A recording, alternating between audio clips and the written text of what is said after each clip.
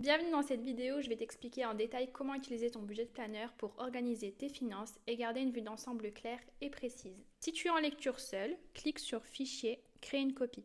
Ça va te permettre d'écrire sur ton budget et de le personnaliser. Dans l'onglet Lis-moi, tu pourras voir en détail comment utiliser le budget planner sans revenir à chaque fois sur cette vidéo. Ici, j'ai vraiment spécifié absolument l'intégralité des onglets, ce que tu dois y faire, ce que tu peux modifier. Bien évidemment, si tu as des questions, je reste disponible. Certaines cellules de ce budget sont protégées. Par exemple, si tu essayes de modifier une cellule qui est protégée, tu auras ce message d'erreur. Donc clique simplement sur Annuler. Si tu as ce message, c'est que la cellule ne doit pas être modifiée. Si tu veux voir directement quelles sont les cellules qui sont modifiables, rends-toi dans l'onglet Configuration. Clique ici sur la petite case Marquer les champs modifiables en jaune. Donc tous les champs modifiables vont s'afficher ici en jaune dans tous les onglets. Ça te permettra de savoir quelles cellules sont à modifier et les cellules que tu ne peux pas modifier. Dans cet onglet, tu pourras également configurer ton budget planner et indiquer toutes tes catégories, que ce soit tes revenus, tes dépenses fixes, donc les dépenses qui reviennent d'un mois à l'autre, ton épargne, tes dettes et tes dépenses variables. Donc c'est les dépenses qui varient d'un mois à l'autre. Par exemple, tu auras les courses, l'essence, le shopping, le restaurant, etc. Pour chaque catégorie de dépenses, tu pourras spécifier si c'est une dépense obligatoire ou pas. Donc là, par exemple, le loyer, c'est une dépense obligatoire pour moi, l'assurance, le gaz, internet, téléphone, salle de sport. Là, par exemple, ici, le shopping, restaurant, c'est pas des dépenses obligatoires, donc je n'ai pas coché la case. En fait, en cochant cette case, ça va permettre à l'outil de pouvoir te faire un compte-rendu de tes dépenses obligatoires, de tes dépenses plaisir et de ton épargne. Ici, tu peux indiquer l'année de ton budget. Donc tu peux indiquer en fait n'importe quelle année vu que le budget il est utilisable à vie. Tu peux également indiquer dans cette section tous tes comptes bancaires, tes comptes épargne ou tes enveloppes si tu fonctionnes avec le système des enveloppes. Ça va permettre en fait de pouvoir organiser ton argent dans les différents comptes bancaires, de suivre ton solde, etc. Dans tous les cas, on va voir ça par la suite. Juste ici, ça sera une petite section pour organiser tes finances de couple. Donc si par exemple tu fais ton budget en couple, tu as juste à indiquer en fait vos prénoms et ici cliquer si vous avez un compte commun ou non. Pareil, ça va permettre à l'outil par la suite de calculer en fait la répartition de vos dépenses. Ici, tu auras un suivi de santé inclus. Donc, qu'est-ce que c'est le suivi santé? En fait, en cochant cette case, le budget planner va comprendre que tu veux suivre tous tes remboursements santé et les frais qui sont à ta charge. Donc, c'est optionnel, c'est à toi de voir si tu veux suivre ou non ces dépenses-là. Dans tous les cas, je t'en parlerai aussi par la suite. Quand tu as terminé de configurer ton budget planner, tu peux passer à l'onglet Planification annuelle. Alors cet onglet va te permettre en fait de planifier toute ton année financière, que ce soit tes revenus, ton épargne, tes dettes ou tes dépenses, donc tes dépenses fixes et tes dépenses variables. Qu'est-ce que ça veut dire planifier ton année? Par exemple, moi j'ai un salaire tous les mois de 1800 € et je sais que mon salaire est pareil tous les mois. Donc en fait je clique juste sur la petite case ici, récurrent. En fait en cliquant sur cette case, hop, tout mon salaire va apparaître sur les mois. Si ton salaire est variable, tu as juste à compléter manuellement à la main, juste ici ton salaire, prévoir en fait combien tu vas gagner. Donc vraiment c'est à toi de voir ce que tu veux faire, comment tu veux organiser ton budget. Tu as également la possibilité de faire la même chose pour ton épargne, tes dettes et également pour tes dépenses fixes. Donc par exemple ton loyer, tu peux le mettre en récurrence sur tous les mois ou tu peux ici venir l'indiquer manuellement. Hop. Voilà. Vraiment c'est à toi de organiser ton budget comme tu le souhaites. En faisant ça, en fait, toutes les données vont se répercuter sur les budgets mensuels. Donc je vais t'expliquer par la suite comment ça se passe. Tout en haut ici, tu vas avoir ton reste à dépenser. Donc qu'est-ce que c'est? Donc par exemple sur le mois de janvier, ça va prendre en compte tes revenus et déduire ton épargne, tes dettes et tes dépenses. Et ça va te mettre un reste à dépenser. Donc s'il est en positif, bonne nouvelle, c'est que ton budget est bien optimisé. S'il est en négatif, tu pourras venir essayer de voir pourquoi est-ce que ton budget est en négatif. Peut-être que tu as des dépenses un peu trop élevées, tu as peut-être des assurances, des choses que tu n'as pas besoin de payer, donc tu peux vraiment venir optimiser ton budget ici. Juste ici, tu as des petits graphiques, en fait, ça va t'indiquer la part des dépenses, des dettes et de l'épargne par rapport à tes revenus. Voilà, donc quand tu as planifié ton année financière, tu peux passer à l'onglet Mes transactions. Donc en fait cet onglet va te permettre de noter absolument toutes tes transactions réelles. Ça veut dire que si demain tu vas faire des courses, eh bien tu vas venir l'indiquer là-dedans. Ce qui est bien, c'est que tu peux venir en fait renseigner tes transactions sur n'importe quel jour, n'importe quel mois de l'année. Passe ici. Donc l'idéal c'est que si tu utilises ce budget planner avec ton téléphone, tu auras juste à venir dans cet onglet et noter. Voilà, donc demain, imaginons que je vais faire des petites courses, donc je vais noter le mois en question. Tu peux venir indiquer la date, mais c'est pas obligatoire. Ce qui est obligatoire, c'est vraiment d'indiquer le mois de la transaction. Donc je vais venir sélectionner ici dépenses variables, vu que ce sont des courses.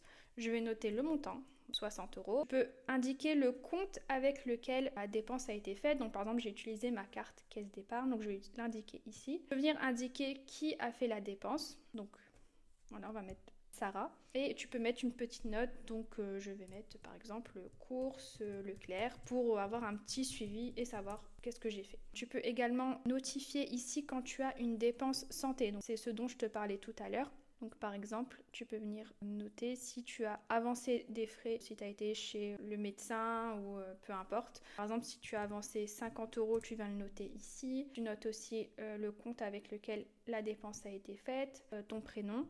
Et indiquer en fait par la suite le montant remboursé. Donc par exemple, si tu as avancé 50 euros mais tu sais que tu vas être remboursé de 30 euros, tu l'indiques ici, donc sur le compte avec lequel tu as fait ta dépense. Ce qui est bien, c'est que généralement les remboursements prennent un petit peu de temps, donc tu peux quand même venir le noter ici et cocher sur la petite case en attente. En fait, ça va te permettre de ne pas prendre en compte ce remboursement mais de ne pas l'oublier. Donc tu sais que ce remboursement sera fait, mais il ne sera pas pris en compte dans ton budget. À partir du moment où le remboursement a été effectué, tu as juste à cliquer ici pour qu'en fait l'outil comprenne que le remboursement a bien été fait et il pourra le calculer par la suite. Tu as également la possibilité de filtrer tes transactions. Moi j'ai envie de voir toutes mes transactions du mois de janvier, donc je vais venir ici dans mois et je vais sélectionner le mois de janvier. Et voilà, j'aurai toutes mes transactions du mois de janvier. Ensuite, je viens défiltrer pour voir absolument tout ici. Voilà. Tu peux également filtrer par la sous-catégorie. Par exemple, tu peux filtrer toutes les courses, le loyer, etc.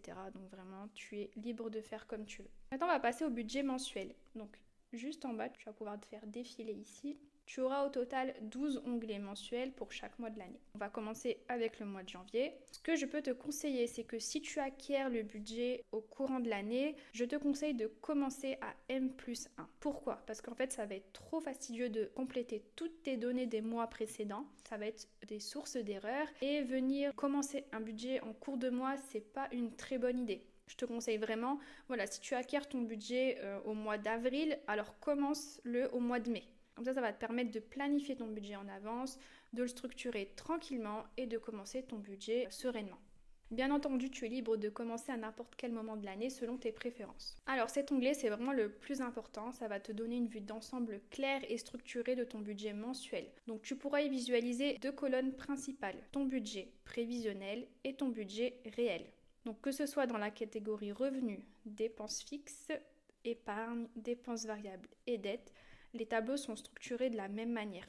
Tu auras ta catégorie ici qui s'est remplie automatiquement quand tu as configuré ton budget planner. Donc les catégories ici, tu ne peux pas les modifier manuellement. Donc par exemple, si j'essaye de modifier la catégorie ici, hop, ça va m'afficher un message d'erreur. En fait, tout se fait dans l'onglet configuration. Donc si tu as besoin de modifier une catégorie ou de la supprimer, tu vas directement dans l'onglet configuration. Et ici, tu cliques sur annuler bien sûr. Donc ici, par exemple, la colonne prévue, tu vois, elle s'est calculée automatiquement quand on a fait la planification annuelle. Tous les montants se sont répertoriés automatiquement sur tous les onglets mensuels, que ce soit février, mars, avril, etc. Bien sûr, si tu veux modifier cette colonne prévue, tu peux le faire manuellement. Donc ça, je t'ai laissé vraiment la possibilité de le faire. En revanche, les colonnes réelles ne sont pas modifiables manuellement. Les colonnes réelles, elles viennent se compléter automatiquement quand tu as indiquer tes transactions réelles dans l'onglet Mes transactions, ce qu'on a vu précédemment. Donc colonne là, comme je disais, n'est pas modifiable manuellement. Pourquoi? Parce qu'en fait, les transactions, elles viennent se compléter au fur et à mesure de tout ce que tu vas indiquer. Par exemple, ici, dans dépenses variables, tes courses, tu vas les faire plusieurs fois par semaine. Donc cette colonne, elle va se calculer vraiment au fur et à mesure de tes transactions. Dès que tu vas rentrer une transaction course, elle va s'intégrer ici dans ta colonne réelle. C'est pourquoi tu ne peux pas la modifier. Donc dans tous les cas, tu vas avoir un message d'erreur.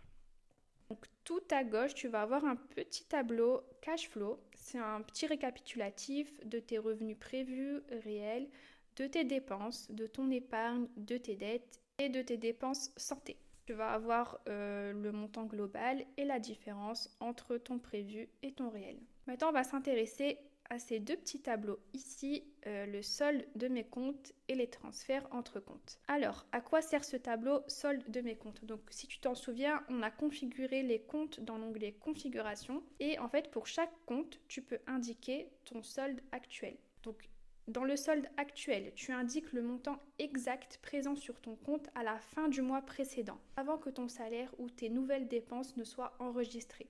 Le solde final est ensuite calculé automatiquement à partir des transactions saisies dans l'onglet Mes transactions, puis il sera reporté automatiquement dans la colonne solde actuel du mois suivant, ce qui va garantir une continuité dans ton suivi sans ressaisir les mêmes données chaque mois. Donc imaginons que moi sur mon compte caisse d'épargne, je commence le mois avec 150 € sur mon compte. Je peux en fait reporter ce montant à mon budget. Par exemple, ici, j'ai envie que ces 150 € là soient reportés à mon budget. Je vais juste cliquer sur la petite case report et tu vois ici que j'ai 150 € en plus reportés au budget, donc ça va s'impacter directement sur mon reste à dépenser. Quant à mon solde final, comment il se calcule? En fait, en fonction, donc comme je l'expliquais, de toutes tes transactions, il va venir se mettre à jour. Donc sur mon compte caisse d'épargne, je vais rajouter mes revenus du mois, mes dépenses, mes dettes, mon épargne et je vais avoir en fait ce qui restera en fin de mois. Donc ce montant-là n'est pas à jour et tu vois ce solde final-là à la fin du mois, il va se reporter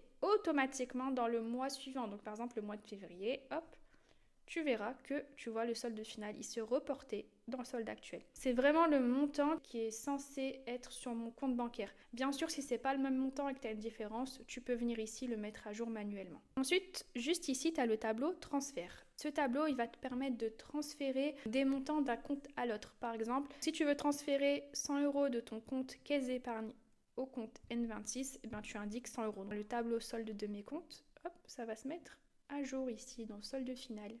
Tu vois, si j'enlève les 100 €, tu verras que le solde final va se mettre à jour pour tous tes comptes. Donc ça, c'est vraiment bien si tu veux suivre le solde de tes différents comptes. Si tu as activé l'option santé, tu pourras également suivre le remboursement de tes dépenses liées à la santé. Tu pourras avoir les frais avancés, la couverture santé et le montant restant à ta charge.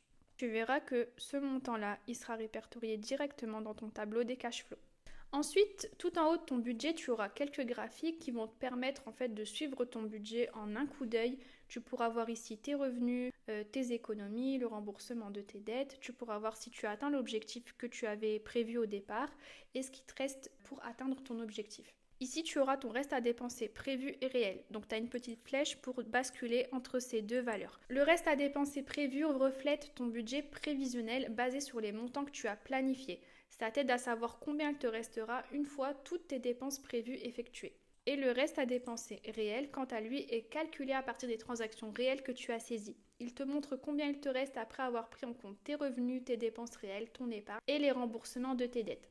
Donc cette petite distinction va te permettre de comparer tes prévisions à la réalité, d'ajuster ton budget et de garder un contrôle total sur tes finances. Enfin, ton budget mensuel te permet aussi de visualiser la répartition entre tes dépenses obligatoires, tes dépenses plaisir et ton épargne. Donc cette répartition est calculée automatiquement et peut être affichée en version prévue ou réelle selon tes besoins.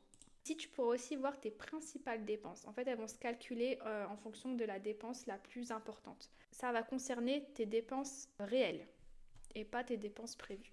Et ici, Focus Couple, qui va te permettre d'avoir le détail, le récapitulatif entre vos dépenses, vos revenus, vos dépenses communes. Tu auras en fait cette version-là, mais un peu plus détaillée sur tous les mois de l'année et pour chaque partenaire. Vous aurez également le prorata, les charges communes, etc. Tu vas également avoir un récapitulatif annuel de toute ton année financière. Alors je précise, pour le Focus Couple et le récapitulatif annuel, tu n'auras absolument rien à compléter dans ces deux onglets. C'est vraiment des onglets de suivi. Tu pourras suivre tous tes revenus, tes dépenses, ton épargne, le remboursement de tes dettes. Tu pourras également voir si tu as dépassé ou atteint ton objectif ou si tu es en dessous de ton objectif. Les colonnes ici concernent ton réel et ici l'air que tu auras derrière c'est ton prévu. Donc tu pourras un peu comparer entre ton prévu et ton réel. Donc juste en dessous tu vas avoir pareil, c'est un récapitulatif de toute ton année. Tu vas voir ce que tu avais prévu, ce que tu as dépensé réellement et la différence. Tu auras toujours ce petit tableau de cash flow, la répartition annuelle entre tes dépenses obligatoires, plaisir et ton épargne. Tu vas avoir la répartition de tes revenus, tes dépenses, ton épargne, dette prévue et réelle. Et Tout en bas, pareil, ce sont des tableaux de suivi si tu veux vraiment aller encore plus dans le détail. Ensuite, tu vas avoir deux autres onglets qui s'appellent suivi de mon épargne et suivi de mes dettes. On va commencer avec le suivi de mon épargne. Ici, tu pourras en fait te programmer des objectifs d'épargne.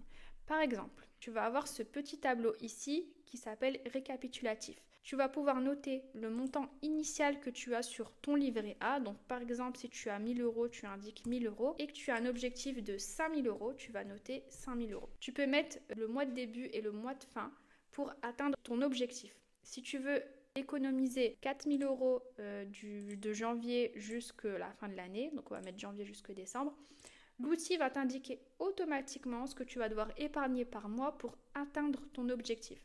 Donc dans les colonnes ici blanches, tu n'as rien à indiquer. Pour rappel, tu peux compléter que dans les champs surlignés en jaune. Tu vas avoir ici le montant épargné au total, donc ça va prendre en compte le montant que tu as déjà sur ton livret et également tout ce que tu auras indiqué en épargne dans tes budgets mensuels. Ça va venir se compléter automatiquement. Tu auras ton reste à faire et ta progression. Ce qui est bien, c'est que ici tu pourras aussi venir indiquer si tu as retiré de l'argent de ton livret A. Donc ça peut arriver que parfois on se retrouve un peu à court d'argent. Donc on va venir un peu piocher dans notre épargne. Donc par exemple, si un jour je retire 200 euros de mon livret A, je l'indique ici. Et tu verras que le montant épargné va se réduire un petit peu et donc toutes tes données vont se mettre à jour. Donc pareil, juste ici, tu vas avoir des petits graphiques pour t'indiquer ton objectif global, l'atteinte de ton objectif et ta progression pour chacun de tes comptes épargne. Ensuite, pour le suivi de tes dettes, c'est à peu près la même chose. Tu vas retrouver à peu près le même tableau. Les catégories, comme toujours, elles se complètent automatiquement. Donc ça, je n'ai pas besoin de le répéter. De ton côté, tu indiques le montant total de ta dette. Donc par exemple, si tu as un crédit voiture et que tu as emprunté 10 000 euros, tu l'indiques ici. Tu indiques le montant qui te reste. Donc si par exemple, tu as déjà remboursé 2 000 euros et qu'il te reste 8 000 euros, tu indiques, hop, 8 000 euros. Ici, il va te indiquer le reste à rembourser. Donc logique. Et le montant à rembourser va se calculer automatiquement en fonction des données que tu vas indiquer dans tes budgets mensuels. Pareil, si tu n'as rien à compléter, c'est un onglet de suivi, à part les deux champs ici en jaune. Tu verras ta progression pour chacune de tes dettes. Et ici, tu auras un petit graphique aussi. Ce planner est principalement conçu pour te simplifier la vie et t'aider à garder le contrôle sur tes finances. Si tu as des questions, n'hésite pas à me contacter par mail. Je suis là pour t'aider à tirer le meilleur profit de cet outil. Tu peux également me partager ton budget en cliquant ici sur le bouton partager et ici indiquer mon adresse mail. D'accord? Tu cliques sur OK et tu m'indiques le petit message. Donc tu m'indiques en fait la problématique que tu rencontres.